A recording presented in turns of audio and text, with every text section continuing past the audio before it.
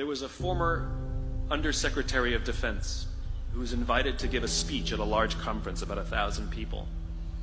And he was standing on the stage with his cup of coffee and a styrofoam cup, giving his prepared remarks with his PowerPoint behind him.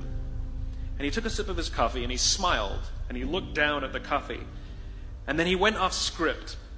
And he said, you know, last year I spoke at this exact same conference. Last year I was still the Undersecretary. And when I spoke here last year, they flew me here business class. And when I arrived at the airport, there was somebody waiting for me to take me to my hotel. And they took me to my hotel and they had already checked me in and they just took me up to my room. And the next morning I came downstairs and there was someone waiting in the lobby to greet me and they drove me to this here same venue.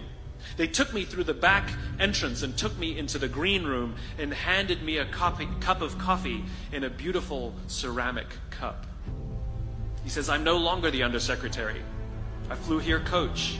I took a taxi to my hotel and I checked myself in. When I came down the lobby this morning, I took another taxi to this venue.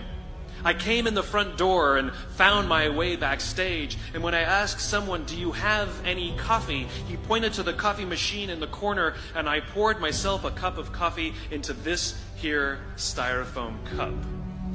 He says the lesson is, the ceramic cup was never meant for me.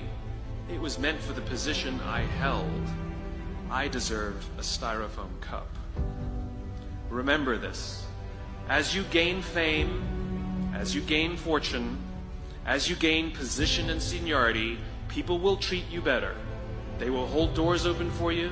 They will get you a cup of tea and coffee without you even asking. They will call you sir and ma'am, and they will give you stuff. None of that stuff is meant for you.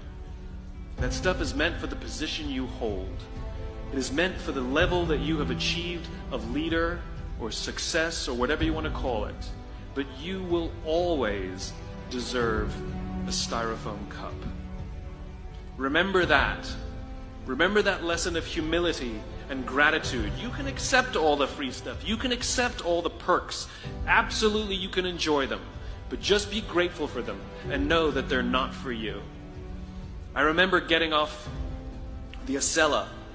I took the Acela from New York to Washington, D.C. And I got off the train like everybody else. And I was walking down the platform like everyone else.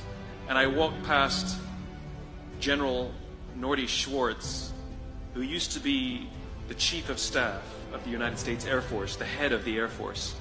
And here I did, see a guy in a suit, schlepping his own suitcase down the platform just like me. And just a couple months ago, he was flying on private jets and he had an entourage and other people carried his luggage.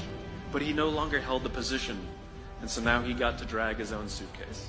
And never did it sort of remind me more that none of us deserve the perks that we get. We all deserve a styrofoam cup.